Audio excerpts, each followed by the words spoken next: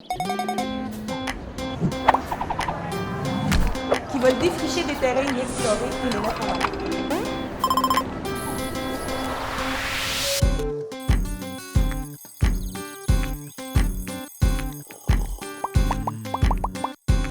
De retrouver cette humanité commune qui nous unit, que ce soit d'un continent à l'autre, que ce soit au centre-ville de Sherbrooke.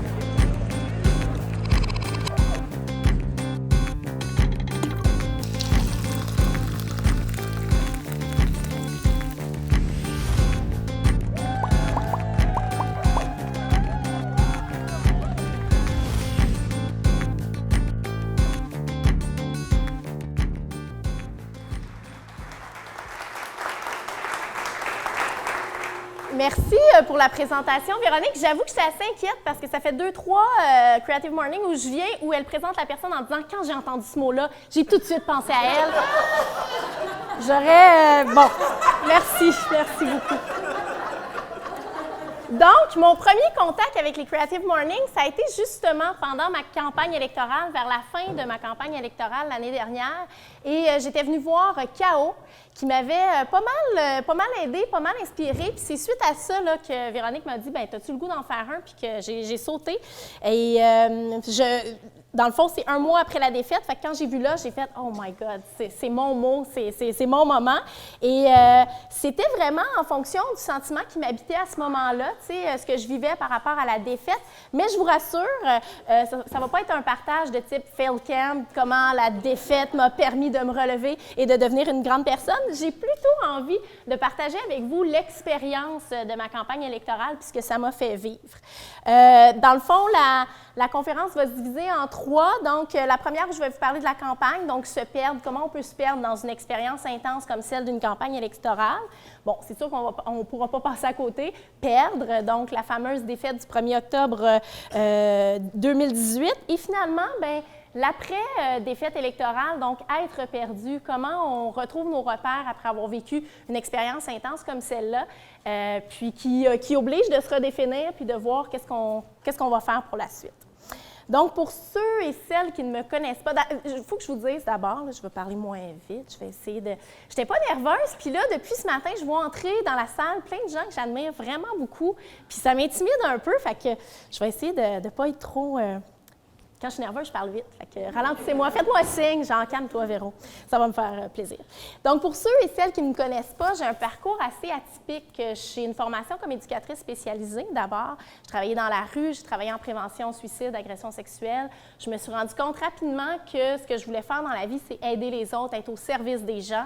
Mais l'intervention n'était pas nécessairement ma voie à moi. Je me suis dirigée vers la gestion de projets, implantation de programmes. Je suis devenue entrepreneur et à un moment donné, bien, c'est devenu clair, c'est devenu logique pour moi que la meilleure façon d'être au service d'eux et de faire une différence pour ma communauté avec les talents que moi j'avais, c'était la politique. Donc, cette belle aventure-là a commencé par une rencontre très déterminante. Je travaillais à l'époque à la Ruche, Estrie. Et on organisait la Ruche Académie à Québec avec différents conférenciers, dont Jean-Martin Hossan. Il faut comprendre que pour moi, qui aime la politique, Jean-Martin Hossan, c'est comme Céline Dion, OK?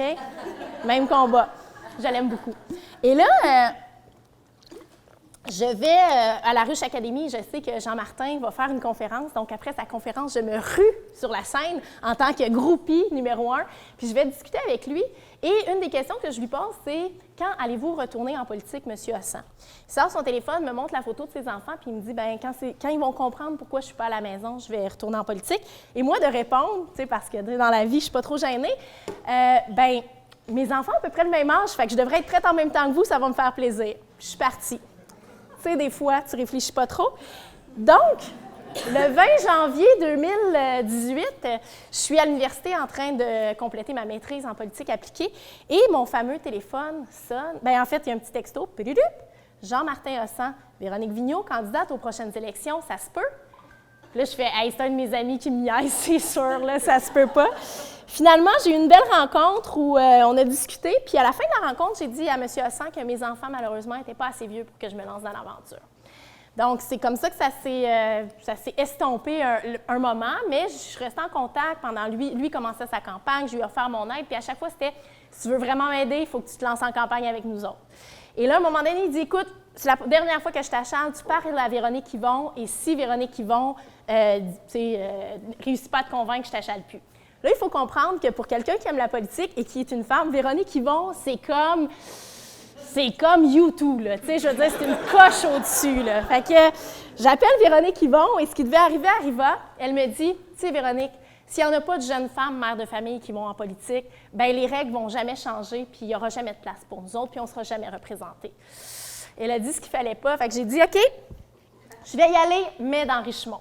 Il faut comprendre qu'à ce moment-là, je me dis, je vais vivre l'expérience électorale, mais Richemont, pour une péquiste, c'est pas possible de le prendre. Fait que c'est une aventure safe. Et c'est comme ça que j'ai réussi aussi à convaincre mon conjoint de me laisser aller. C'est comme... Mais il y avait quand même un doute. Tu étais comme, ouais, te connaissant, tu es quand même capable de faire remporter Richemont par le PQ. Donc, c'est comme ça que ma lutte a commencé, mais c'était vraiment de dire...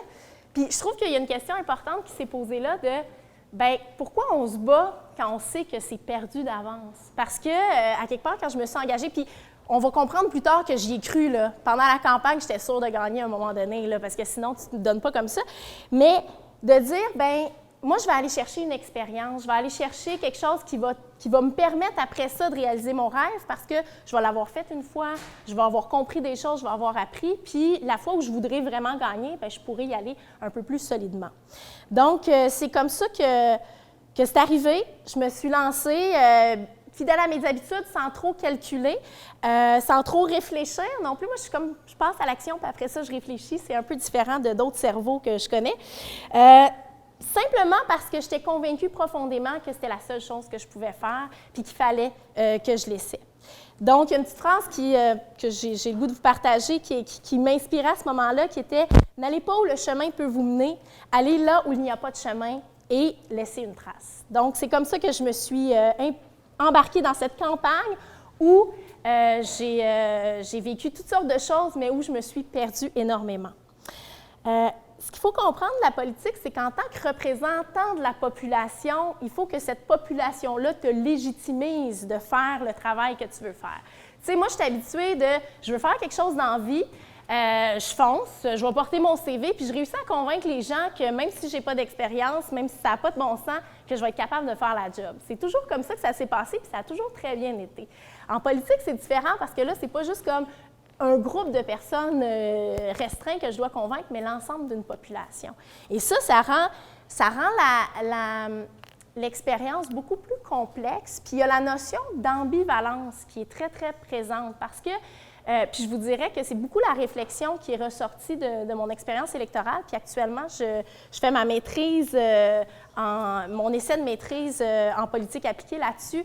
Cette ambivalence entre le moi et le reste du monde. Dans le fond, tu sais, moi, j'arrive là un peu naïve, on va dire ça comme ça, très, très en confiance envers les gens, envers la vie, envers le système politique, envers les médias. Et je me dis, bien, ça ne peut pas faire autrement que marcher. Je suis là pour les bonnes raisons. Et là, tu arrives devant une population, tu arrives devant des collègues, d'autres partis, et là, tu dois toujours... Tu sais, parce qu'il y a cette espèce de croyance-là, bon, les politiciens sont malhonnêtes, les politiciens essayent de nous convaincre, mais il y a toute cette game-là de dire, moi, ce que je pense versus ce que mon parti veut que je dise, versus ce que la population veut entendre, versus ce que mon équipe attend que je fasse. Donc, il y a vraiment, puis je vous dirais, l'ambivalence la plus grande, puis je l'ai nommée au début, c'était versus les valeurs que j'ai comme mère de famille. Pour moi, c'était très important. Quand mes enfants sont nés, j'ai arrêté de travailler, je suis restée avec eux. J'avais envie de leur donner le meilleur de moi. Puis là, cette expérience-là qui me permettait aussi de me réaliser, bien, obligeait que je sois en éternelle tension entre mon rôle de mère puis mon rôle de politicienne. À un moment donné, il y a une de mes amies qui me dit, vers la fin de ma campagne, hey, « Écoute, je t'admire tellement, Véronique, tu sais, être capable de faire une campagne électorale avec 3 enfants. » Puis là, je dis, hey, wow, là, tu sais, la vérité, c'est que tout le monde a 24 heures dans une journée, 7 jours sur 7. Puis pendant ma campagne électorale, j'ai arrêté d'être une mère. Excusez, je deviens émotive. Mais ça a été ça. Il a fallu à un moment donné que je fasse le choix. Puis ça devient une course où chacune de tes minutes est calculée en votes possibles à aller chercher. C'est vraiment capoté. Je pensais pas parce que je m'étais engagée en me disant, moi, les dimanches, je vais rester à la maison. Les 5 à 7, ça va être sacré. Hey, c'était vraiment beau. Toutes les croyances que j'avais, Mais la réalité, c'est que je me disais, si j'ai des chances de gagner, puis là, vous comprendrez qu'à ce moment-là, j'avais l'impression d'en avoir vraiment sur le terrain, ce que je ressentais quand je rencontrais les gens, puis je le savais que j'étais à ma place, ça pouvait marcher. Bien, je me disais, si à la fin, je perds par 100 votes, bien, c'est peut-être ce dimanche-là que je peux aller faire du porte-à-porte. Fait que ça devient une espèce d'obsession de dire, bien, je veux mettre tout ce que je peux mettre de mon côté pour que ça marche. C'est sûr qu'à la fin, quand on sait que j'ai perdu par comme plusieurs dizaines de milliers de voix, tu te dis, bien, ça n'aurait pas valu la peine. Mais quand tu es dedans, tu y crois. Parce qu'effectivement, la question que je posais tantôt, pourquoi se battre quand c'est perdu d'avance? Bien, je pense qu'à un moment donné, c'est parce que tu penses que c'est pas perdu d'avance. Tu finis par penser que tu peux influencer le cours des choses puis que ça peut faire une différence. Donc, cette ambivalence-là, cette tension entre mes rôles, puis je vous dirais que l'obsession n'est pas autour de, tu sais, contrairement à ce qu'on peut penser, de gagner à tout prix, mais de te réaliser et de montrer ce que tu es capable de faire. On se souvient que je me suis donné, pour ceux qui n'ont pas suivi ma campagne électorale, je me souviens juste avant de me lancer, moi je me lançais dans la circonscription de Karine Vallière, pour ceux qui se souviennent d'elle, qui est une femme super inspirante qui a donné beaucoup à sa circonscription. Et Karine avait sa voiture, elle se promenait avec sa voiture avec sa face dessus, on va se le dire, puis sa signature, tout ça. Puis là, mes amis me taquinaient, « Pouf, pouf, pouf, tu vas avoir ta face sur une auto. » J'étais comme « Hey, ça, jamais de la vie. » Mais quelques semaines plus tard, je me suis retrouvée avec ma roulotte, avec ma face dessus. Tu sais, fait qu'il y a des choses que tu dis, je ne ferai pas. Ça, d'ailleurs, c'est un moment traumatisant de ma campagne. Quand mon conjoint est allé chercher la roulotte et qu'il l'a stationnée devant la maison, j'ai fait comme « Hey, qu'est-ce que je viens de faire là? » Ça n'a pas de sens. Bref, c'était la manière pour moi de me démarquer aussi dans une circonscription où les autres candidats étaient très connus. On se souvient d'André Bachand qui avait comme un passé politique très, très riche au fédéral, au municipal. Il avait fait beaucoup pour la circonscription. Tout le monde le connaissait, le reconnaissait. Il y avait Annie Godbout aussi qui était conseillère municipale ici à Sherbrooke. Donc, moi, j'arrivais, la fille, tu sais, comme qui arrive de nulle part, puis qui, quand il fait du porte-à-porte, se rend compte que tout le monde pense qu'elle a comme 16 ans et demi, là. Fait que là, c'était comme, tu sais, « Oh, c'est le fun des jeunes qui se lancent en politique, mais vous devriez peut-être penser de finir vos études avant. » Je vais avoir 40 ans bientôt, j'ai 3 enfants, madame. Donc, il fallait que je me positionne, il fallait que je me démarque, il fallait que je démontre ce que j'étais capable de faire, puis pour moi, il n'y a pas d'autre façon de relever un défi que celui-là. Plus tard, là, je saute du coq à l'âne, mais plus tard, je serai approchée pour la campagne fédérale qui vient de se terminer. Et j'ai décidé de ne pas y aller, évidemment. La famille, je trouvais que c'était beaucoup dans une année. Mais la personne qui m'a approchée dit « Oui, mais tu n'as pas besoin de faire une campagne aussi intense que celle que tu as faite la dernière fois. » J'ai comme « Tu ne me connais pas encore. Tu peux pas... tu comprends pas. Même si je me dis ça, ça ne marchera juste pas. » Fait que ça, ce désir-là de dire « Bien, si je ne gagne pas, je vais au moins me positionner sur le genre de politicienne que je serais, sur le genre de femme que je suis, puis sur ce que je suis capable de réaliser comme travail dans ma circonscription. » Donc, c'est ça, ce désir-là de vivre mon rêve sans faire souffrir les gens que j'aime, donc comme femme, comme mère, ça a été comme la première détention. Ensuite de ça, bien, la deuxième détention, c'est vraiment par rapport aux partis politiques. Ce qu'il faut comprendre, c'est que malgré le fait qu'on s'associe à une famille politique, on n'a pas le choix, la politique québécoise est faite comme ça, bien, on n'achète pas nécessairement 100% de ce que ce parti-là vend. Puis, en même temps, on ne rejette pas non plus 100% de ce que les autres partis vendent. Pour moi, la partisanerie, ça a été vraiment l'élément le plus troublant, le plus souffrant, puis le moins cohérent de ma campagne. J'avais autour de moi des collègues de d'autres partis que j'admirais beaucoup, avec qui j'avais beaucoup de plaisir à faire du terrain. Puis il faut que je vous dise que mon équipe politique à moi, là, donc les gens qui m'ont accompagnée dans ma campagne, étaient vraiment transpartisans. J'avais beaucoup de gens qui venaient parce que c'était moi, mais qui aujourd'hui travaillent dans des équipes avec la CAQ. J'avais des libéraux, j'avais même des gens du NPD, d'autres paliers de gouvernement. Donc, des gens qui disaient, bien, ce que toi, tu représentes, on a le goût de le supporter. Puis je pense que c'est un peu ce que j'ai essayé de faire en campagne aussi, dans mes échanges avec les gens, c'est de dire, bien, je pense pas qu'il y a comme une recette qui est la bonne puis que toutes les autres. Mais ça, c'est difficile parce que c'est pas nécessairement quelque chose que les partis valorisent.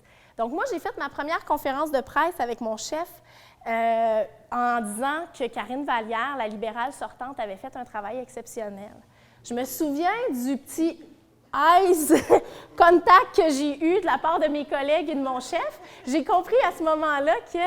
Puis, suite à cette affirmation-là, je n'ai eu que des éloges. Les gens m'écrivaient, les gens me disaient « C'est exceptionnel ce que tu as fait ». La seule lettre d'insulte que j'ai reçue, c'est de quelqu'un de ma famille politique qui disait « Bien, voyons donc, ça n'a pas d'allure, tu as beau vouloir faire de la politique autrement, il y a des limites ». Donc ça a été quelque chose pour moi qui a été difficile, cet apprentissage-là de, à partir de maintenant, tu as une équipe, puis tu joues pour l'équipe, puis avec tout ce que cela comporte. J'aime beaucoup... Bernard Landry avait dit, à un moment donné, je ne peux pas vous dire quand, là, j'ai pas, mais il disait « le parti avant l'individu, mais la patrie avant le parti ». Et moi, c'est ça que j'ai mis de l'avant, de dire, bien moi, je pense que la patrie est plus importante que le parti, puis je vais essayer de faire ma campagne de cette façon-là, en essayant, de pas trop, bien moi, c'était surtout par rapport aux autres partis, de ne pas trop dénigrer ce que les autres font, d'être capable de reconnaître les bons coups, d'être capable de reconnaître ce que ces personnes-là apportent, puis leurs limites, puis même chose pour les limites de mon propre parti. Après ça, bien, puis j'ai comme... moi aussi! Donc, on décide à ce moment-là de dire, bien, on va frapper un gros coup. On en parle, mais pas trop au national, puis on décide d'envoyer un communiqué de presse qui dit à peu près ceci à tous les médias. Convocation de presse, lundi, Véronique Vigneault. En fait, le titre, c'est « Véronique Vigneault change de couleur ». Lundi, elle vous entretiendra sur son avenir politique. Parce que les termes sont importants, parce qu'on s'entend que ces termes-là veulent dire quelque chose, hein, changement de couleur. Puis avenir politique, c'est souvent quand les gens quittent la politique, tout ça. Fait que nous autres, on se trouve vraiment, vraiment forts. L'attention qu'on n'a pas eue, on va le regagner. Et je m'en rends compte très rapidement quand Sonia Bolduc m'écrit comme 22 secondes après que le communiqué soit parti. « Hey, tu vas m'en parler à moi de ce qui se passe? » Là, je suis comme... Puis là, au début, c'est un jeu très agréable. Je suis comme « Oh, on se parle lundi, Sonia! » Mais là, ça commence à pu être super le fun quand le national m'appelle. Puis là, j'étais comme, mais pourtant, je vous ai parlé de ma stratégie. Ouais, mais tu ne nous avais pas envoyé ton communiqué. Ah non, je ne l'ai pas envoyé, je suis désolée. Mais là, ça ne faisait plus leur affaire parce que, tu sais, comment ça pouvait être interprété, tout ça. Et c'est pendant ce week-end-là, puis c'est ça, ce qu'on n'avait pas réfléchi, que je ferais différemment aujourd'hui, parce que je le referais, je pense, mais bien là, ça, en tout cas. On l'a envoyé le vendredi. Il faut comprendre qu'entre le vendredi puis le lundi, il se passe comme 3 jours. C'est un peu long. Fait que là, il y a eu le temps de se passer beaucoup de choses dans ces 3 journées-là. Et la chose la plus importante, je vous parlais de l'espèce de naïveté puis de confiance dans laquelle, tu sais, j'embarquais en politique. Et pendant ces 3 jours-là, ça, c'est vraiment, quand on dit perdre, j'ai vraiment perdu cette naïveté-là puis cette confiance-là. Puis je parlais avec un de mes collègues qui a été très, très aidant à ce moment-là. Puis je dis, tu sais, j'étais vraiment déroutée par les games qui se passent, puis là, des gens de ta famille politique qui vont dans les médias, qui te trahissent, qui décident de... Et cette personne-là m'a dit, tu sais, en politique, tu vas comprendre qu'il y a 2 listes de personnes. C'est ceux à qui tu peux faire confiance, puis ceux à qui tu ne peux pas faire confiance. Puis malheureusement, d'heure en heure, de jour en jour, il y en a une qui se raccourcit au profit de l'autre. Et cette fin de semaine-là, je me souviens d'avoir vraiment compris dans quoi je m'étais embarquée. Vous direz que je me suis mis dedans moi-même là, avec l'initiative que je venais de faire, mais c'est comme si d'un coup, ça m'est rentré dedans, puis j'ai comme compris que j'étais rendue toute seule. J'étais rendue toute seule à me battre dans quelque chose. Ceux que je pensais être mes alliés ne l'étaient peut-être pas nécessairement. Du moins, je ne pouvais pas présumer de qui étaient mes alliés, de qui ne l'étaient pas. Et ça a été un apprentissage difficile pour moi. Puis cette fin de semaine-là, je me souviens d'ailleurs d'avoir appelé Mine à 2 h du matin parce qu'il dort jamais. C'est ça qui est pratique avec un ami comme ça. Tu peux l'appeler à toute heure du jour ou de la nuit. Puis de juste plus savoir, parce que tout ce que j'ai construit dans ma vie de relation, tout ce que j'ai construit comme référence, comme repère, vient en une fin de semaine de tout s'écrouler. Puis là, je réalise aussi que là, j'ai pas le choix aussi de livrer quelque chose le lundi aux journalistes, là, parce que, tu sais, si je leur dis « j'ai changé mes couleurs de pancarte », ils seront pas super contents. Puis la prochaine fois que je vais les appeler, je sais pas, ils répondront pas. Fait que dans la réflexion, fait que là, cette fin de semaine-là, on a eu pas mal de réunions. Tu sais, ma fin de semaine que je devais passer avec ma famille, on se souvient. Donc, on a eu pas mal de réunions, puis on s'est dit, ben c'est quoi l'affaire, justement, qui va les surprendre, qui va les amener ailleurs, puis qui va faire en sorte qu'ils vont en avoir pour leur déplacement. Puis c'était juste de livrer la vérité, puis l'authenticité de « Hey, savez-vous quoi? C'est tough, la politique, puis je ne suis pas sûre d'aimer ça tous les jours, mais je vais quand même continuer, par exemple. Je vais quand même continuer parce que je pense qu'il faut des gens qui n'embarquent pas dans la game, qui vont pas se laisser de côté puis jouer le rôle qu'on leur impose. Donc, cette réflexion-là a été super importante puis déterminante pour la suite. Puis après ça, mon combat, ça a été ça, bien plus que de gagner, de dire comment je vais finir cette course-là en étant capable de rester moi-même, en étant capable de mettre de l'avant ce qui est important pour moi d'être mis de l'avant, puis pas pour être aimé de la population, pas pour être aimé des médias, pas pour être aimé par mon parti, mais juste pour dire, bien moi, quand je vais finir cette course-là, je vais savoir que je l'ai fait avec ce que j'avais de mieux en dedans de moi, puis que j'aurais pas à regarder ça en me disant, tu sais, hey, est-ce que j'ai vraiment, tu sais, embarqué là-dedans? Est-ce que j'ai vraiment livré ça, tu sais, alors que c'est pas ça que je voulais? Fait qu'à partir de là, j'ai décidé de laisser tout ça de côté pour faire avancer les causes qui me tenaient à cœur, puis pour essayer de me positionner, et je vous dirais que ça a été super payant. Parce que je le réalise après, je ne le réalisais pas tout de suite, mais aujourd'hui, la place que j'ai prise dans mon parti, la place que j'ai prise dans ma communauté, ce que ça m'a permis de développer, je pense que j'ai joué le bon pari. Je n'ai pas gagné, je vous le rappelle. J'ai même pas gagné par plusieurs, donc je suis allée chercher à peu près 18 % du vote, mais j'ai gagné quelque chose de beaucoup plus important qui était vraiment de dire, bien maintenant, quand les gens pensent à moi en politique, ils ont une image qui est celle que je veux qu'ils aient de moi. Hey, ça aurait été une belle finale, ça, mais j'ai pas fini. Je m'excuse. J'avais pas... On peut t'applaudir tout de suite. Mais...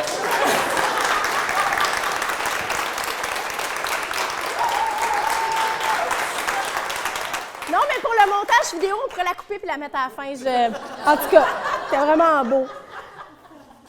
Donc, ça m'amène à une autre petite phrase qui m'a beaucoup marquée pendant cette... vers la fin de ma campagne, en fait, après ma campagne, j'ai eu besoin de me ressourcer un peu, fait que je me suis mis à lire, puis je suis tombée sur un vieux livre d'Anaïs Barbeau-Lavalette avec une phrase qui disait « Faut que tu te rappelles de tes rêves pour pas te noyer dedans. » Puis, pour moi, c'était ça. C'était pourquoi je fais ça?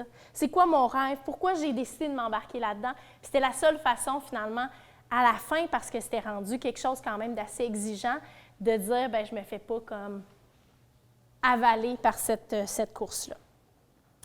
Donc, puis, juste pour conclure la partie, parce que là, on va rentrer dans la défaite électorale, pour conclure la campagne, ce que j'ai réalisé dans cette campagne-là, c'est comme si on est rendu dans une époque, dans une société où tout est bon ou mauvais. Si tu n'es pas avec moi, c'est parce que tu es contre moi. Il y a comme quelque chose de très, très polarisant dans notre société aujourd'hui, puis la politique, ce n'est que le reflet de ça, tu sais, dans le fond. Moi, je l'ai vécu parce que c'est dans une intensité, puis, tu sais, c'est gros, mais dans le monde des affaires, je pense qu'on peut voir ces mêmes choses-là, tu sais, il y a quelque chose de très... toujours en lutte, toujours en tension, alors que la vraie solution, autant en politique qu'ailleurs, se trouve entre les deux, se trouve dans la communion de ces extrêmes-là, se trouve dans ce partage-là de dire, bien, moi, je pense qu'on devrait aller là, toi, tu penses qu'on devrait aller là, bien, probablement que la bonne solution qui va convenir à l'ensemble de la population se trouve à peu près au centre de tout ça.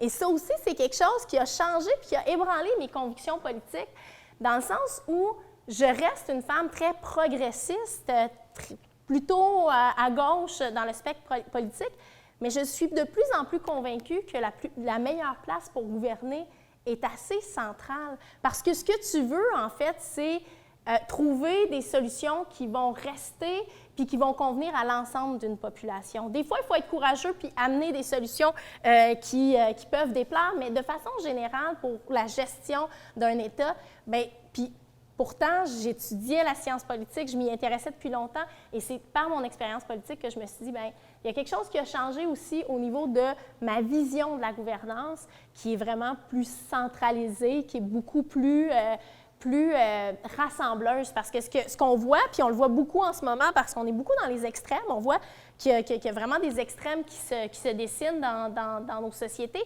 puis on voit que bien, ces extrêmes-là amènent comme des réponses d'un mandat à l'autre, de dire, bien, nous, on a mis ça sur pied, bien là, les gens vont dire, on n'a pas aimé ça, ils vont élire comme l'autre extrême qui va tout défaire ça pour construire quelque chose de nouveau, puis de cette façon-là, on n'avance pas beaucoup. Donc, ça nous amène ensuite au 1er octobre, mais je vous dirais que la défaite, elle est arrivée avant le 1er octobre. Peut-être, élément marquant, le dernier débat des chefs. Je ne sais pas si ça vous rappelle quelque chose, celui où mon chef s'est mis à insulter là, une autre chef. Ça vous... Non, OK. Moi, ça m'a marqué, si vous autres, vous en souvenez pas. Donc, ce moment-là, il y a quelque chose qui s'est passé. Je me souviens, on regarde le débat électoral avec mon équipe. Et je me dis, si je n'avais pas perdu, je viens de perdre. Parce qu'on joue en équipe. Fait que moi, j'ai beau être à l'offensive et essayer de compter des buts. Si mon gardien de but fait comme « Oh, sais-tu, moi, j'ai plus le goût, fait que je vais aller au banc », bien, ça se peut que je ne gagne pas finalement. Fait que ce moment-là, pour moi, il a été vraiment marquant. Puis après ça, je suis rentrée, je suis retournée dans ma circonscription, j'ai continué à faire du porte-à-porte. Et là, vraiment, les gens avaient changé. Parce que moi, depuis le début de la campagne, je vous dirais, puis là, on s'entend que les gens sont vraiment gentils. T'sais, les gens sont accueillants. On pense que, des gens qui disent hey, « je ne voterai jamais pour toi, ce que tu fais, c'est niaiseux », c'est très, très, très rare. Les gens sont comme « hey, c'est intéressant, je n'ai pas l'habitude de voter PQ, mais toi, c'est le fun ce que tu défends. » Fait que, tu sais, moi, dans ma tête, j'avais un score d'à peu près 60 à 80 de vote, là, tu sais. Ça allait bien. Ça allait super bien, mon affaire. Puis, tu sais, c'était comme « hey, pauvre André Bachand, il va être déçu. » Mais c'est pas ça qui s'est passé.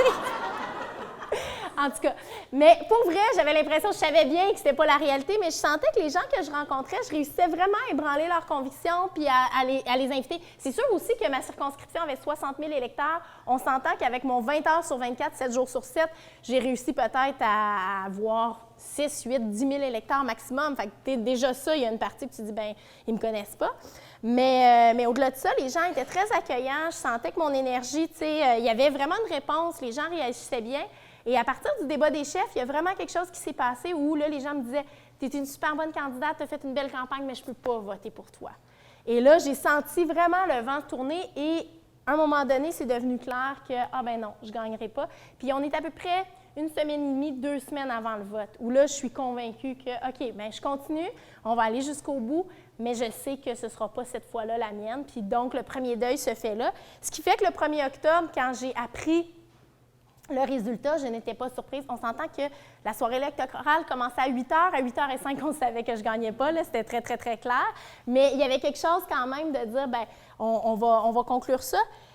Mais je vous dirais que même si c'était prévisible, donc au début, je me dis, je m'embarque dans Richemont parce que je ne peux pas gagner. 2 semaines avant, je vois que clairement, tu sais, mon parti ne réussira pas à aller chercher ce qu'il faut. Puis on s'entend que la portion du candidat, moi, j'étais super optimiste. Je pensais qu'on pouvait influencer le vote plus que ça, mais les gens votent beaucoup pour un parti. On dit que l'incidence d'un candidat, c'est autour de 5 %. Donc, même si... Puis je pense que moi, je suis allée chercher mon 5 considérant le fait que j'étais un des comtés les moins prenables au Québec, puis j'ai fait un meilleur score que la moyenne provinciale. Fait que je suis allée le chercher, mais moi, je pensais qu'on avait une incidence plus grande. Bref, ce qui est difficile quand tout ça se passe, c'est le fait que notre relation à perdre, elle est quoi? Tu sais, comme être humain, perdre, c'est pas le fun, là. Même si tu le sais, même si tu t'embarques dans quelque chose où tu sais que l'issue va être ça, moi, personnellement, dans la vie, j'ai appris que quand tu mets les efforts pour réussir, tu réussis. C'est beau, ça, mais c'est pas la réalité. Puis je sais que c'est pas la réalité en affaires non plus. Il n'y a pas juste ce facteur-là qui fait, tu sais, donc il y a d'autres facteurs qui vont influencer, qui vont avoir aussi une incidence. Donc, moi, ma relation à la victoire, c'est vraiment une relation qui est de vouloir plaire, de vouloir être aimée, de vouloir être reconnue dans ce que je suis, dans ce que je fais. Donc, ce que je reçois comme message quand ça arrive, c'est ah, les gens ne me choisissent pas, tu sais. Puis même si rationnellement, tu es capable de dire, ah, il y a le parti, maintenant, je suis capable aussi plus de faire la part des choses, mais sur le coup, c'est ça, c'est de dire, bien, il y a presque 35 000 personnes dans la circonscription qui sont allées voter puis qui m'ont dit non. Qui ont dit, c'est pas toi qu'on veut, on ne pense pas que tu vas bien faire la job. Puis tout le contrôle, c'est une perte de contrôle, je n'ai pas de pouvoir sur ce qui m'arrive. Et ça, moi, je ne suis pas habituée à ça parce que je le prends le contrôle, je fais en sorte que les choses se passent, je vais les influencer. Je vois Steven, puis j'ai comme un petit lien, tu sais, parce que, tu sais, on se rappelle de la ruche, tu sais, on a implanté la ruche en Estrie et le taux de réussite de mes campagnes, quand j'étais à la ruche, était de 100 %. Il y a quelque chose là-dedans qui était biaisé parce qu'à la fin, quand je voyais que les campagnes n'allaient pas lever, bien là, j'appelais mes amis puis je les obligeais à dépenser. D'ailleurs, ils étaient très contents quand j'ai démissionné de la ruche. Steven est arrivé comme un sauveur, genre, enfin. Mais je pense qu'il est aussi pire que moi, fait que finalement, ils n'ont pas gagné au change. Mais ceci dit, tu sais, je vais m'arranger pour que les choses se fassent malgré ce qui devrait arriver. J'ai toujours fait ça, puis je pense que c'est pour ça aussi, avec du recul, que je n'étais pas bien en intervention.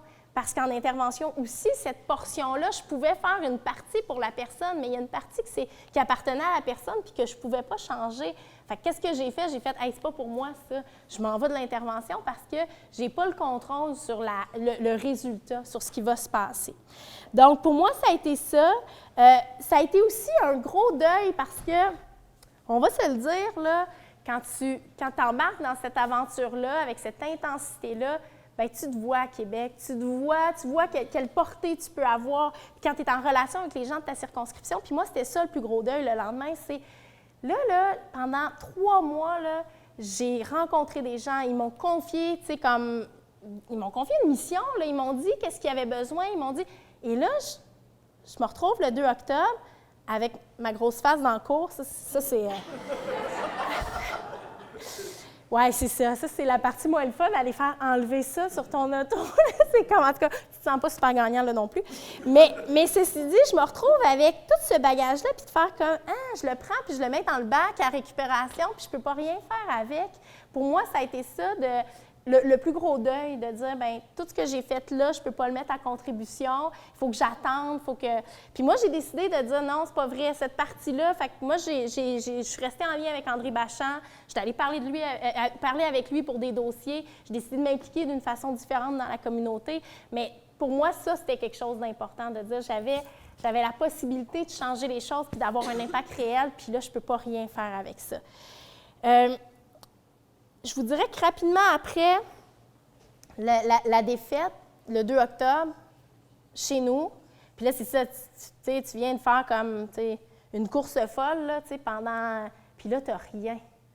Plus rien. Tout le monde retourne au travail, à l'école, dans sa vie, puis toi, tu es comme le vide. Puis se sentir perdu parce que pendant 3 mois, puis tu sais, ça n'a pas l'air long, 3 mois dans une vie, mais pour moi, c'est une expérience de travail qui a duré 10 ans. Tu sais, c'est ma plus grande réalisation professionnelle. C'est quelque chose, c'est un peu comme quand tu pars en voyage longtemps, tu reviens, puis tu fais comme, je ne fais plus partie de ce monde-là. Il y a quelque chose, il y a un décalage qui s'est créé. Comment je me redéfinis, comment je me reconstruis.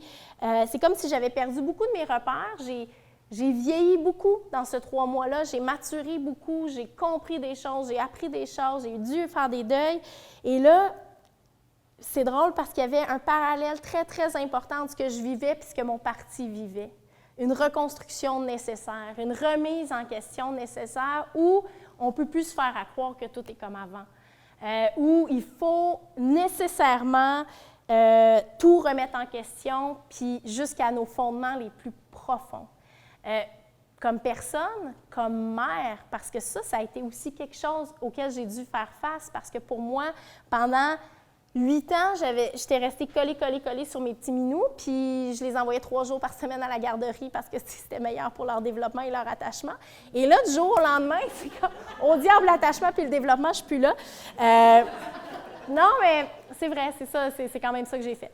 Fait que comment je redéfinis ça, comment je reconstruis ça, comment je me positionne différemment, parce qu'il y a quelque chose pour moi, justement, de dire, bien, un extrême comme l'autre, c'est pas ça qui sert le plus, ni mes enfants, ni moi-même, c'est de trouver cet équilibre-là où je vais me réaliser, mais que je vais être présente aussi. Comment je peux reconstruire ça?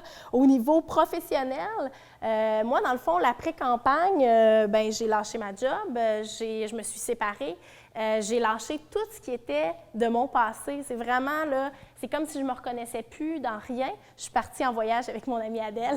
Ça a été vraiment merveilleux.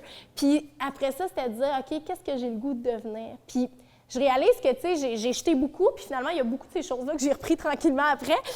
Mais j'avais besoin de faire le vide, puis de dire, à partir de maintenant, j'ai le goût de choisir, ça va être quoi la suite des choses. Puis moi, je pense que d'être perdu, de se perdre, de perdre, c'est ça que ça permet, de dire, il y a des choses qu'on prend pour acquis parce que je les ai toujours faites comme ça, parce que ça a toujours existé dans ma vie, parce que je ne me suis jamais posé la question pourquoi ça s'est installé. Bien là, à partir du moment où il n'y a plus rien de tout ça qui tient, bien tu choisis. C'est quoi les relations que je veux dans ma vie, puis comment j'ai envie que ces relations-là soient. Qu'est-ce que j'ai envie au niveau professionnel de faire, comment j'ai envie de contribuer, puis comment ça va se traduire par un emploi, par une implication bénévole, politique, autre. Puis, bien, ça nous amène à aujourd'hui. Je peux vous dire que malgré tout ça, bien, il y aura une prochaine campagne électorale, puis il y aura une vie politique active parce que j'ai vraiment, malgré les deuils, malgré ce que ça m'a fait vivre, j'ai réalisé que c'est la première fois de ma vie que j'avais l'impression que tout ce que je suis était exploité puis servait à quelque chose. J'ai vraiment eu l'impression que je pouvais faire une différence, puis je le vois encore dans les implications que j'ai au niveau politique. Je ne sais pas encore ce sera où, quand, comment, de quelle façon ma prochaine campagne, mais je sais. Puis, tu sais, c'est drôle parce que le soir même, je me souviens qu'une des choses que j'ai dit, c'est que ma carrière politique est loin d'être finie, elle ne fait que commencer. Et ça, pour moi, c'est quelque chose qui est très, très clair, qui n'a jamais été aussi clair, et que la vie, tu sais, j'ai du temps. Et quand j'ai été approchée pour la campagne fédérale, ça a été hyper, tu sais, comme, là, tu sais, hey, la possibilité de replonger dans ce que j'aime le plus au monde, mais ça a été vraiment le petit pas de recul de dire, hey, j'ai pas le goût de le vivre de la même façon. Le contexte politique, le contexte familial est exactement le même. Je vais me faire vivre la même chose. J'irai pas là. Je vais me donner le temps parce que dans 5 ans, puis j'en ai parlé avec mes enfants, puis le 21 octobre, je m'apprêtais à écouter, tu sais, on parle beaucoup de politique chez nous, puis je m'apprêtais à écouter la soirée électorale, puis je disais à mes enfants, tu sais, je suis encore plus excitée, tu sais, ce soir d'écouter la soirée électorale, parce qu'il y a beaucoup de mes amis qui vont devenir des députés, tu sais. Puis ma fille de me dire, oh, ils sont pas chanceux, leurs enfants, ils vont s'ennuyer beaucoup. Fait que ça m'a confirmé que j'avais fait le bon choix, puis après ça, on a eu un petit conseil de famille, puis là, mes enfants m'ont dit, ben maman, moi, quand je vais être, puis là, ma fille de 4 ans, quand je vais être en 2e année, ça va être correct, que t'ailles en politique. Fait que j'attends sa 2e année avec impatience. Donc, l'expérience, puis c'est ça, en conclusion, tu sais, je vais essayer de faire une aussi belle conclusion que ce que j'aurais pu faire tantôt. En conclusion, bien, je pense qu'il y a des expériences dans la vie qui sont plus fortes que nous-mêmes, qui sont plus fortes qui sont au-delà de ce qu'on contrôle, de ce qu'on est habitué de faire. J'ai perdu beaucoup dans cette campagne-là, ma naïveté, qui est quelque chose de fondamental. Naïveté, puis moi, je dirais plus confiance, tu sais. Il y a quelque chose de fondamental en moi qui a été ébranlé, qui m'a obligée de me redéfinir, mais je pense que ça s'appelle la maturité. Puis je pense que je suis contente parce que je vais aborder mes prochaines expériences complètement différemment. Mais j'ai gagné beaucoup plus que j'ai perdu. J'ai gagné une expérience de vie incroyable. J'ai gagné une confiance de je suis capable de faire ça. Si je suis capable de faire ça, je suis capable de tout faire. Je suis capable de relever tous les défis. Puis j'ai quelque chose à apporter dans ce milieu-là. Puis je pense que c'est ça, le plus que je suis allée valider, puis que je me rends compte après, tu sais, avec les réactions, les gens qui me reparlent de ma campagne, qui m'ont vu passer, la place que mon parti m'a donnée suite à cette campagne-là, bien, je réalise que je suis capable, que j'ai quelque chose, que je peux changer les choses, que j'ai un pouvoir réel, puis qu'il y a moyen, là, ça va être super cliché, mais de faire de la politique autrement. Puis moi, j'en suis convaincue, puis je veux aller le prouver en le faisant réellement. Fait que je terminerai en disant que bien, des fois, il faut se perdre pour mieux se retrouver. Je vous remercie d'avoir été là.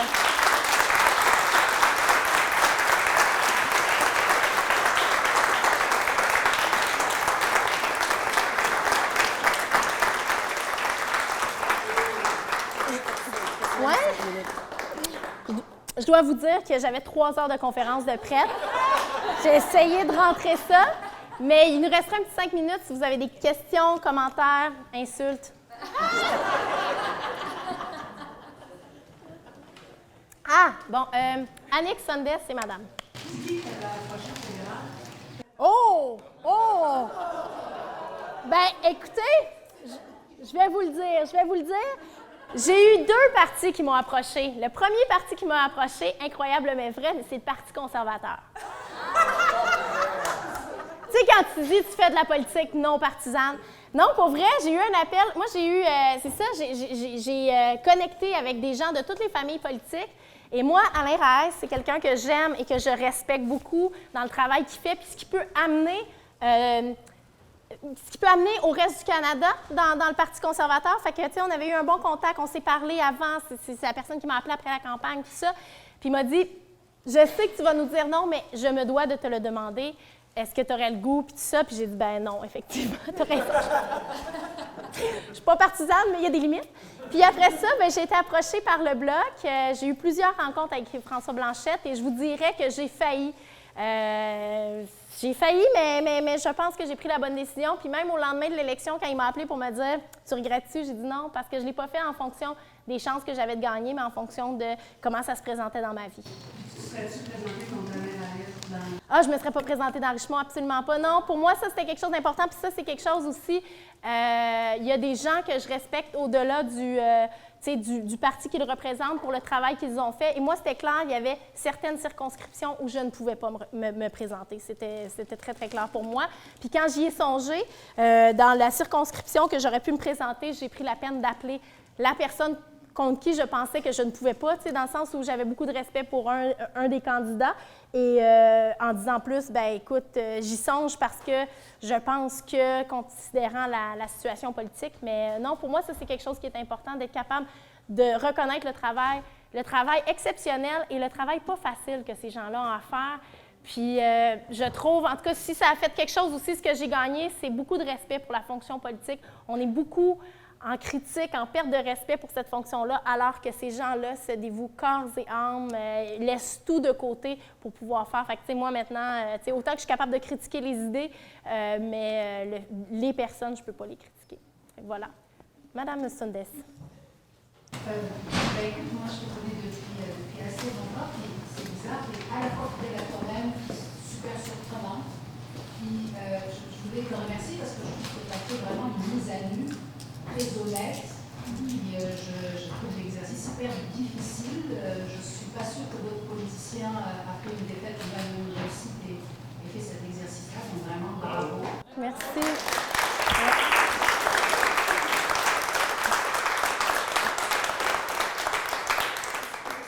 Là, tu parles de défaite, mais on a juste le goût de se lancer en politique. Yes! Ma question, en fait, c'était, tu as parlé de une phrase qui m'a vraiment émue. Tu as dit, quand j'ai commencé ma campagne, je n'étais plus mère. Puis ça s'est vraiment venu me chercher parce que je me demande si les hommes le vivent de la même manière. Ou est-ce que, tu sais, je ne veux pas tomber dans les stéréotypes là, mais j'ai comme l'impression qu'on veut tellement être parfait tout le temps partout que si on n'est plus dans un domaine, on considère qu'on l'est plus partout, tu sais. Oui. Bien, en fait, c'est drôle parce que j'ai beaucoup cherché à aller valider à l'extérieur ça. Moi, après, tu sais, de me dire, OK, si je me relance en politique, est-ce que je vais être capable de le faire? Fait que j'ai eu des belles rencontres. Puis, tu sais, j'ai jasé de ça avec Véronique Yvon, pas plus tard qu'il y a 2 semaines, comment elle réussissait à concilier les deux. Luc Fortin, tu sais, qui me dit, lui aussi, là, tu sais, qui a vécu ça. Fait que oui, je pense que c'est un peu plus féminin, peut-être, mais il y a quand même des hommes, puis c'est ça qui est beau, puis qui va changer la politique, c'est que maintenant, les hommes prennent plus en plus de place aussi, tu sais, au sein de la famille, leur rôle de père. Puis Luc, tu sais, pendant son mandat, a beaucoup dénoncé ça, puis j'ai eu ces discussions-là, puis c'est les mêmes questionnements qu'il a. Donc, je pense qu'il y a moyen de le faire, puis c'est drôle parce que suite à la campagne fédérale, il y a eu ce moment de télé exceptionnel où Gilles Duceppe et Alexis Duceppe se parlent en ondes. Moi, ça m'a touchée, puis moi, la réflexion que j'ai eue, c'est « Oh, Alexis, son rapport à la politique, il est très positif pour vivre ça comme ça. Donc, c'est possible d'être un politicien, une politicienne et que tes enfants aient un rapport positif à la politique. » Et plus tard, je les entendais ensemble en entrevue à Radio-Canada pour comprendre que quand M. Duceppe a gagné sa première campagne électorale, ses enfants avaient 12 et 16 ans. Fait que pour moi, ça a comme fait, OK, ça confirme que oui, c'est possible, mais il faut quand même un cadre qui est propice à ça. Je pense que ma petite puce qui avait 3 ans lors de la campagne, puis mon autre qui avait 5 ans, qui commençait la maternelle, c'était pas un contexte qui était favorable. Puis il y a des jours où je me dis, bien, tu sais, la vie fait bien les choses, il n'aurait pas fallu que je gagne là. Parce que tout ça n'aurait pas été facilement conciliable. Puis des fois, je suis abonnée à la page de Christine Labrie, puis moi, il y a des posts qui viennent me chercher quand elle dit « c'est la première fois que je vais manquer la fête d'un de mes enfants ». Moi, ça vient me chercher, puis je sens, tu sais, comme l'espèce de tension que Christine doit vivre à tous les jours avec ses 3 enfants. Puis c'est ça, on avait vraiment le même profil. Moi puis Christine, nos enfants ont le même âge. Puis je suis comme « oh mon Dieu, ça, tu vois, c'est le genre de choses que je suis contente de ne pas vivre ». Donc, je pense qu'il y a des choses à changer en politique pour que les pères et mères de famille puissent mieux se retrouver. Mais même comme être humain, c'est inhumain ce qu'on demande à ces gens-là, d'être partout, tout le temps, souriant, disponible, de bonne humeur. Je pense qu'il y a quelque chose quand même à revoir dans la fonction politique, puis elle sera plus respectée et plus respectable quand on respectera les gens qui la font, à mon avis. Puis ensuite de ça, bien, c'est se donner un cadre qui va faire en sorte que nous, avec nos valeurs. Puis tu vois, Véronique Yvon, ce qu'elle me disait, c'est bien, toute sa famille a déménagé à Québec quand elle a été élue. Fait que, tu sais, ils ont comme leur chalet la fin de semaine à Joliette. Fait que, tu sais, dans le fond, la vie de toute la famille est entre les 2 places, donc la suivre. Mais c'est sûr qu'elle a ses défis, elle aussi, puis qu'elle me disait, elle est devenue mère la journée où elle est devenue politicienne. Je ne sais pas si vous saviez, là, mais elle a adopté. Fait que c'est comme si tout est arrivé en même temps sans qu'elle l'ait vraiment prévu comme ça. Puis ça a été vraiment très, c'est ça, avec tous ces défis. Puis c'est pour ça qu'elle ne se lance pas à la course à la chefferie. On va se le dire, c'est vraiment pour des raisons familiales. Donc, c'est pas encore parfait. Il y a des femmes comme Pauline Marois qui l'ont fait avec brio, puis, mais c'est ça. Je pense que ça va faire partie d'un des dilemmes qu'on va porter tout le temps. Gilles Duceppe disait « j'ai jamais manqué une réunion de parents, une remise de bulletins, un match de basket de mes enfants ». Fait que c'est sûrement possible de le faire. Madame? Merci beaucoup, je te trouve très inspirante. Ma question, c'est par rapport aux partis politiques. Comme citoyenne, je trouve que c'est difficile de choisir un parti parce que pour telle question, je prendrais tel parti, telle autre question, un autre. Puis je me demandais, est-ce que tu crois qu'on pourrait redéfinir la politique autrement? Moi, je pense que la réforme du mode de scrutin va permettre ça. J'ai vraiment la plus ferme conviction qu'en faisant une réforme du mode de scrutin, ça va obliger les partis à travailler davantage en collaboration. Donc, nécessairement, les espèces d'écarts puis de combats. Puis, tu sais, il faut dire qu'en même temps, 80% des décisions qui sont prises à l'Assemblée nationale sont prises à l'unanimité. C'est sûr qu'on met le focus sur ce qui crée des tensions, ce qui amène des débats, tout ça. Donc, réforme du mode de scrutin, c'est sûr que pour moi, c'est une partie de la solution. Puis je pense que comme citoyen, puis là, je vais prêcher pour ma paroisse, bien moi, maintenant, je vote davantage pour un candidat que pour un parti. Donc, c'est pas parce que mes valeurs ressemblent à celui de tel parti que dans ma circonscription, c'est la bonne personne pour me représenter. Fait que je pense que dans chaque circonscription, on peut avoir vraiment, tu sais, puis de dire, bien, c'est cette personne-là qui va faire la job pour moi à l'Assemblée nationale, qui va influencer les... Fait que moi, j'irais comme ça jusqu'à temps qu'on ait un système qui soit meilleur, à mon avis. Voilà. Oui, il y a des gens qu'il faut qu'ils partent, c'est correct. Allez-y. On peut continuer, c'est juste parce que je veux pouvoir libérer ceux qui doivent partir. Mais pour ceux qui s'en vont, le prochain, c'est le 20 décembre. On se paye un beau cadeau de Noël. Véronique Grenier va venir nous parler de silence au chevreuil. Wow! Je voulais juste que vous mettiez ça d'avance dans le calendrier. Mais tu restes ici. Oui, moi je continue, ceux qui veulent. Steven et madame après. En fait, qui va faire la politique autrement, est-ce qu'en fait, tu n'as pas tracé la loi sur... On parlait de termes, mais est-ce que tu n'as pas appris aux gens, aux politiciens à faire autrement? Bien, espérons que j'ai influencé un peu, mais moi, je trouve qu'en ce moment, il y a plein de gens qui ont été élus, qui sont hyper inspirants, puis qui sont dans cette voie de faire de la politique autrement. Puis je vous dirais que, tu sais, en toute franchise, je l'ai eu le questionnement après le 1er octobre de est-ce que le Parti québécois est encore un parti qui doit être à l'Assemblée nationale comme n'importe qui, parce que le message était assez clair. Puis j'ai décidé de travailler à sa reconstruction pour une des raisons, c'était ces 9 élus-là. Si vous avez la chance de les regarder aller à l'Assemblée nationale, là, ils sont dans un discours hyper positif, hyper rassembleur, ils sont proactifs, ils proposent des solutions. Puis moi, ça, dans un événement qu'on a fait, je les ai remerciés, puis je leur ai dit que c'était une des raisons pour laquelle j'avais décidé de continuer à me battre, parce qu'il y en a des gens qui incarnent ça. Puis il y en a dans d'autres partis aussi, soit dit en passant. Mais pour moi, ça, c'est très, très inspirant. Fait qu'il y a des gens déjà comme ça, mais c'est pas nécessairement ce qu'on voit le plus, c'est pas nécessairement ce qui est le plus publicisé, parce que c'est ça la différence. Hein? Puis là, j'ai la chance de faire des chroniques radio le matin à 107.7 et d'essayer d'avoir cette nuance-là, de dire entre la nouvelle qu'on lit, qu'on voit, puis ce qui s'est passé réellement, il y a peut-être une distinction. Puis je pense que c'est à nous comme citoyens d'aller la voir, cette distinction-là, puis prendre nos distances par rapport à comment c'est interprété. Donc, non, il y en a déjà. Si j'ai pu contribuer à ça, bien, j'en serais super fière, mais je ne m'attribue pas ça encore, non. Oui? Tu as parlé des contraintes qui viennent avec le fait de se présenter dans le cadre d'un parti. Oui. C'est pas ça, là, mais encore, on a un gouvernement qui finit par revoir le mode de scrutin. Est-ce que tu devrais possiblement te présenter de façon indépendante ou est-ce que ce qu'apporte un parti vaut les compromis que ça implique? Ben oui, en fait, ce qu'apporte un parti vaut les compromis qui s'impliquent dans le sens où c'est une machine, là. Les gens, comme je disais tantôt, la plupart des gens votent pour un parti.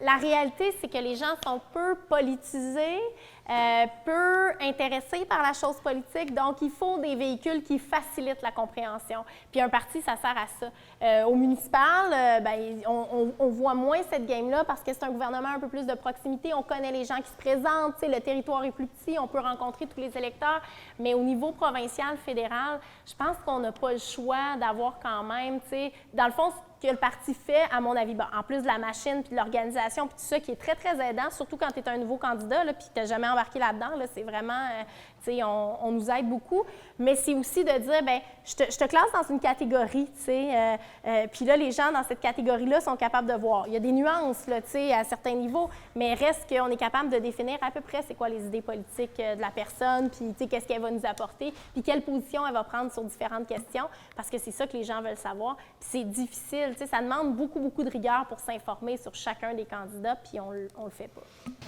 Oui? Une question pour répondre à la politique. Est-ce que la politique municipale, c'est pas quelque chose qui t'intéresse? Ah! Oui! Bien, en fait, je suis intéressée par la politique en général, donc tous les paliers m'intéressent. Est-ce que moi, ma carrière va se trouver là? Je ne sais pas. Ça, c'est la partie que je n'ai pas encore définie parce que c'est sûr que pour moi, ça a toujours été la politique provinciale à cause des dossiers, à cause de... Tu sais, c'est vraiment la portion qui m'a toujours le plus animée, puis tu sais, je le vois quand je suis l'actualité.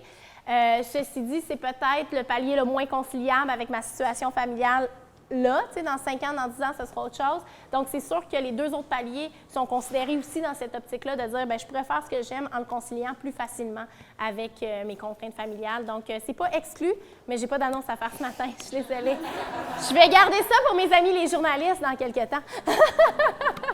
Oui, Colette? On entend beaucoup le terme faire la politique autrement.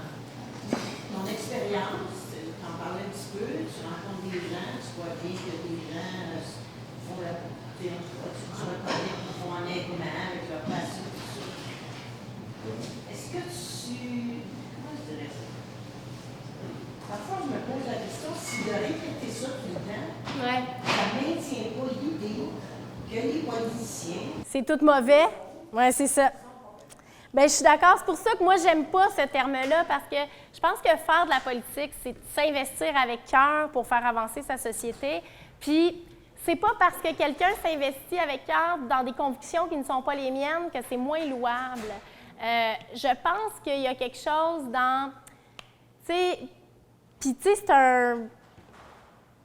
c'est un rapport entre les gens dans le sens où pourquoi la politique est ce qu'elle est, puis qu'elle est aseptisée comme elle l'est, Ben c'est parce qu'à un moment donné, quand tu te déguises en 1992 puis que tu es en campagne politique, tu sais, il y a ça aussi, tu sais, il y a un moment donné où tu te retrouves dans des situations où tu dis, ben là, je vais faire attention parce que ça peut être mal interprété. Fait qu'il y a quelque chose dans la dynamique. Les gens sont tellement critiques, cherchent tellement les bébites qu'à un moment donné, mais effectivement, je pense que tout le monde fait de la politique. Simplement, puis c'est ce que j'avais dit dans mon premier discours en investiture, moi je pense que c'est ça, c'est faire de la politique, c'est ça, c'est s'engager avec cœur. Ceux qui font de la politique autrement, il y a des exceptions, il y a des gens qui te disent, bon, ils ne sont pas à leur place, ils ne le font pas pour les bonnes raisons, mais c'est eux qui font de la politique autrement. Je pense que la plupart des gens font de la politique, point, puis qu'effectivement, puis il faut redorer un peu, je pense, l'image de ces gens-là parce que c'est inhumain ce qu'on leur demande. Moi, j'ai beaucoup de respect pour la fonction politique. Bien, merci infiniment d'avoir été là. Merci.